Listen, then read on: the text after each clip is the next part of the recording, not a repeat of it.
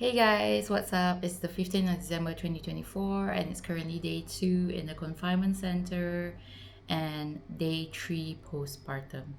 So, what happened? I'm sure a lot of you guys are probably like, why suddenly an emergency CSAC? Why suddenly you're giving birth like on the 12th of December? Isn't your due date on the 23rd of December? So we actually did do a vlog in real time as it was all happening. But silly me left the DJI on hyperlapse mode. So I didn't configure the settings to do video by default whenever we do a quick snap or a quick shot. So because of that, none of the vlog we recorded had sounds and it ended up being a hyperlapse. We went to the doctor's appointment for our 38-week checkup. We were currently 38 weeks and 3 days. And when they did the scan, they realized that the amniotic fluid has reduced a lot and it's low. And they also saw that the placenta had dropped below 2 cm. So previously at 36 weeks, we were at a 2.2 cm height of placenta from distance from the cervix. But when we scanned again, it was below 2 cm because the cervix had started dilating. And because of that, the placenta dropped below the minimum required of 2 cm in order to try for a natural delivery or a vaginal birth. So because of that, the doctors reviewed my situation. We were actually given the green light to try for a vaginal birth at our 36-week appointment, even though we were a 2.2 centimeters borderline like measurement. They were hoping that by 38 weeks it will be higher up and then we can try for a vaginal birth. But because the amniotic fluid was reducing, there was no leaking, so that showed them that the placenta was already matured and not working properly. Secondly, the placenta has dropped below the minimum 2 cm requirement. Thirdly, I was already having contractions since Sunday. When we went to the doctor's appointment, it was Thursday. So technically, I've been in labor since Sunday until Thursday, but I just didn't know it.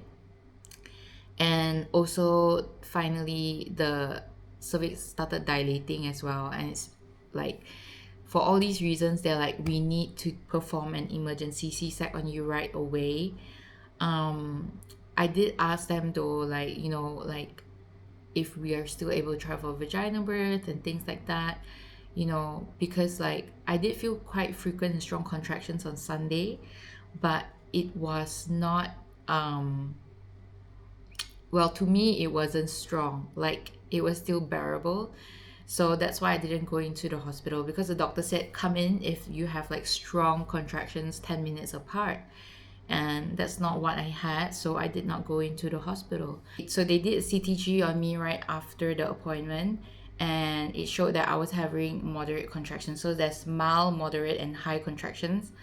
The CTG recorded that within 10 minutes I was having moderate contractions, but I didn't feel that contraction at all.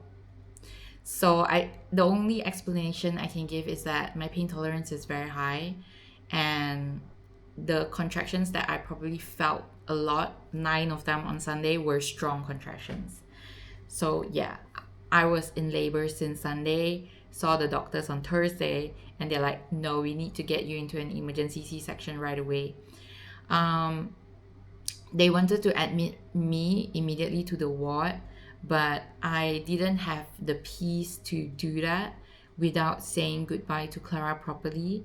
So I told the doctors that I really wanted to go home, say a proper goodbye to Clara, to Ma, grab my stuff, like mentally process this and prepare myself on the way home, on the drive home and on the drive back, and basically just emotionally and mentally prepare myself for the emergency C-section, because after all it is a major abdominal surgery. So it's not something that I can just be like, yeah, let's go. I mean, I of course I did ask the doctors, like, um, can I still go back and things like that. Of course, they were not keen of me going back, but it was not a situation where they're like, no, you're bleeding out, we need to do surgery right now. So it wasn't a situation like that. So I signed a discharge at own risk form, and basically went home. I'm really glad I did though. Like they really tried to counsel me and talk me out of it, but I'm really glad I did because I needed that 1 to 2 hours of just like processing, saying goodbye, getting my stuff, like really preparing myself for this emergency C-section. So we went back, we saw Clara, said goodbye, explained to her that I'll be giving birth, I won't be seeing her for a few days, I'll be in the hospital. Of course, she was sad about it, but she understood. And I got to properly say goodbye to Ma as well and pack my stuff and everything. So yeah, on the drive back and uh, on the drive home and on the drive back to the hospital, I really managed to just process everything properly. And that's where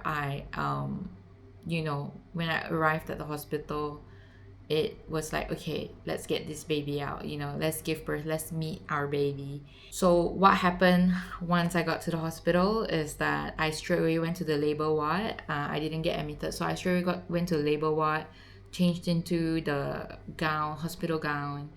They checked me, assessed me, and insert all the IV needles and things like that they will need. Line, basically they inserted the lines. um Unfortunately, they had to try a few times. Like, you can see bruises here. Basically, I was poked here, poked here, poked here, like twice, poked here, here, and here as well. So yeah, they had to insert two lines because it was a high risk situation, and in case I bleed out, they need like a line to, like, get blood in. They also need a line for like medication and things like that. So yeah, basically I had two lines put in. It was really painful because they couldn't get it properly the first few times. Somehow there's something about my veins that just, like, it's just like that. Like, even with Clara, it was like that as well. So once they checked, oh my gosh, guys, there was like 10 doctors in the room with me. There were the anesthesia doctors, there were the houseman doctors, there were the MOs, and there was a specialist as well. So yeah, there was a ton of doctors in the room, assessing me and prepping me for surgery. And so once that was sorted out, I basically got pushed to the operating theater. But this round was nice because I got to properly say goodbye to Drew. I got to hug him, kiss him, and, like, really just say a proper goodbye. When I gave birth to Clara, it was like so fast. Like, I was in the theater in 5 minutes. I didn't even get to hug him. They just pushed me, and like I just did this. Like, I did this or something like this while I'm like lying down on the bed. So yeah, that was how I said goodbye to him. And yeah, this time, it was like more peaceful. They pushed me, said goodbye, saw him all the way until they pushed me in, and then the doors closed. So yeah, then they prepared me for surgery, basically because I wasn't numb this round, so I could move myself to the operating table. And then from there, they basically, tested the lines, making sure all of it was okay, gave me a few medications, gave me the hospital, the operating theater gown, and they put like this hair thing, like hair cover on me. After that, I had to sit up and like basically bend over and like hug a pillow like this. So I was hugging a pillow like this, and sat up on the operating table, bent over, hugged the pillow, and basically had my leg on the stool. And they were gonna do the spinal anesthesia on me. I was expecting it to be similar, like how it felt with the epidural, but for some reason it wasn't as painful as the epidural. Cause like I remember for the epidural, it was pretty painful, and then when they were inserting the flush, it was really painful when the thing expanded. I don't know, maybe because they flushed it too fast or what, but it hurt so bad. But thank God this round it was so smooth. Like, you know, at the point when I was like bent over hugging the pillow, they asked me to like drop my shoulders and like chin down, look on the floor. I was so tired, guys. At that point, I literally dozed off. I was, ouch, it hurts to laugh. I was so drowsy. It was really like I was exhausted, and I think the meds made me drowsy as well. So they were marking my back of where to insert the spinal anesthesia, and then from that point they put a local anesthesia at first, and then after that they inserted the needle all the way 7 cm as I recall, and then from there they just inserted the spinal anesthesia, and immediately I could feel like a warm sensation going down my legs. So once I started feeling that, then they asked me to lie down so I could still move my legs, but it was starting to feel like pins and needles and tingly. So I just lay down, and then over time they asked me to like lift my leg. At first I could still lift it a bit, so they asked me to do this until like I can't lift it at all. And I could still wiggle my toes, and then when I couldn't even wiggle my toes anymore, that's the point when they're like, okay, we're ready. So that's the point where they were like, okay, we're gonna start and things like that. So I had my arms out like both sides this way with like a warmer blanket on me. The curtain was like, you know, draped up so that I can't see what's happening with the surgery over there. I had 3 surgeons with me, 2 MOs and 1 specialist, and they were on a 2 hour clock because the spinal anesthesia can only last for 2 hours. So they were on a clock of 2 hours. They had to get everything done within 2 hours. So I had some pretty amazing team of doctors and anesthesias with me during my surgery. I can tell you that this round the experience was so different. Even the anesthesia team was so good. They were so their bedside manners was so good as well, and like there were 2 anesthesia doctors and MOs and 1 specialist. So all of them were so nice, and especially the specialist, Dr. Yap. He was like um, really kind and really like patient and really like gentle, I would say. And you know, even like the smallest of requests, like they had this warmer blanket on me, and it kept blowing up with air, and it kept going up to my face, and that made me feel a bit suffocated. So I asked them if there was a way to like push it down, and you know, he tried to tape it down and things like that, but it kept going up. So he literally just used his hand and like kept it away from my face. And like even the MOs were like, oh, why you pushing that? And then he's like, oh, it's really affecting her, so I'm just gonna hold it for her. And you know, it's just small gestures like that that really like made everything so different. And you know, like they were also very reassuring, and they were always like, you know, like, oh, baby, you're halfway there, or you're almost there, or like baby's out. So like they were updating me about the progress as it went through. And yeah, it was so crazy because I remember feeling so nervous when they pushed me into the operating theater. Like, you know, you think that, you know, having been in the operating theater before, it won't be as scary, but it was to me. And I just remember like feeling so nervous. Like I like literally my hand was shaking like this. I was so nervous. Because surgery is a big thing, right? It's never fun, and I was like worried, you know, because of how my first experience was. I was really worried, but this was such a redemptive experience. It was so peaceful. It was so smooth. It was so good. And so when they were stitching me up, or rather when they were trying to get baby up was too high up. So they tried to push baby down, but baby was not going down. So unfortunately, they had to use forceps to kind of like grab her out. So that left a bit of a bruise on her cheek. So, but thankfully that will go away. Oh, as soon as Camelia was out, um, immediately she cried so loud, just like Clara, you know. And the great part about this round is that once she was out, the doctor lifted her above the curtain, and I could see how she looked like right out of my belly, which was so good. Because like for Clara, I did not see her. Like they took her out, they straight away like brought her away, and I didn't see how she looked like right out of my belly. So they lift her, showed her to me. She was crying already, and I'm just like, wow, I can't believe I just gave birth. It's so surreal, you know. And so they took her away to get her checked, wrapped her up, brought her out. And when I had a look at her, the first thing I said was, "Oh my gosh, you have daddy's nose." So yeah, I got to kiss her. I got to, like, just like rub my face on her face and just like really have a good look at her. I just remember with Clara's one, it was so different because like once she was out, I heard her first cry, I was bawling because of how traumatic it was. And like I was bawling and I was just like crying and I couldn't say a word. They brought Clara, they just showed her to me. They didn't even bring her near to me. They just showed her like, okay, this is your baby. We're gonna bring her go see daddy, and then that was it. And then I started having uncontrollable shivers. But this round, thank God, no shivers. Um, Maybe towards the end, when I was in the observation ward, I had some shivers, but other than that, nothing at all like how it was with Clara's birth. So yeah, I got to spend some time with her, and then they brought her away, and then the specialist, she asked me, "Have you been having very strong contractions for a long time?" Then I said, since Sunday lah. She's like, "Oh, since Sunday, okay."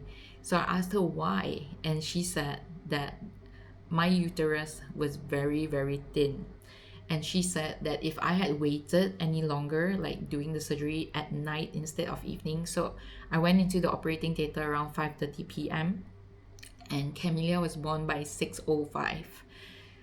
So yeah, like by that time, she's like, if you waited to have this surgery later tonight or tomorrow or a day after, your uterus would have definitely ruptured, and that would have been really dangerous for both baby and me, because a uterine rupture is quite serious and it can be fatal for the both of us. So really thank God, everything in his place and time, and like he just knows what's best for us. So and I asked why was the uterus wall so thin, and she said it's because of the fact that my uterus has been contracting for like a few days, and because of that, it got thinner and thinner, and then eventually it would have ruptured if I didn't give birth at the point where I did give birth. So really praise God that did not happen. I also had some organs sticking together because of the previous. So sometimes after surgery, like after the first C-section, there would be scar tissue that would cause certain organs to stick together. So in my case, the left side of my abdominal wall was sticking to the top layer of so there's the skin, and then there's another layer, rectus something, it was stuck together. So they basically had to like cut away those scar tissues on the left side, but other than that it was okay. So thank God, like nothing serious. So yeah, surgery went well. They stitched me up within that 2 hour mark, and by 7 something I was out of the labor. By 7 something I was out of the operating theater. I was in the observation ward until maybe 7:50 p.m. and they pushed me back to the ward by 8.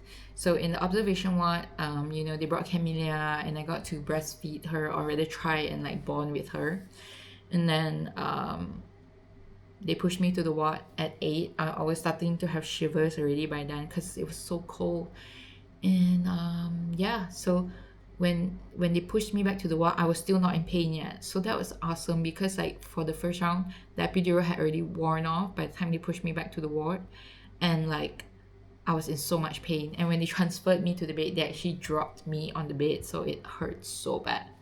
But this round, thank God, I was not in pain yet. The spinal anesthesia was still working really well. They transferred me and brought Camelia to me shortly after, and we had our first breastfeeding session, and it was so good. she latched immediately, and she just knew what to do, and she sucked so well, and it was really a good first nursing session. So I'm really glad that our breastfeeding session has started so well. With Clara, it was so hard because there were so many complications, where we got separated, or like I had a case of like nipple bleeding and nipple crack and stuff like that. So it was it was overwhelming, like, and first child, right? So it was overwhelming, but this round everything's been great, and I'm so glad to say that the pain scale, for some reason, was not as painful as it was the first round. I did ask the doctors why, and they said that it could be because that previously I was in natural labor for a quite a few hours, like I think 12 to 18 hours I was in natural labor, and then after that went into an emergency C-section. So basically I had like the pains of both a vaginal birth plus a C-sec pain, so it was like double the pain. But this round it was just C-section pain. So yeah, really praise God. That first walk, that one day after, um, so on the 13th of December, it was overwhelming, because of course first day after surgery is never easy, it's never fun. But I managed to get out of bed, walk, and had my first pee, and also like had my first poop right before leaving the hospital. So all of that was great. um, this is what I've been taking. It's Dufalec. It's a stool softener. So I really encourage you to just take this if you're gonna give birth.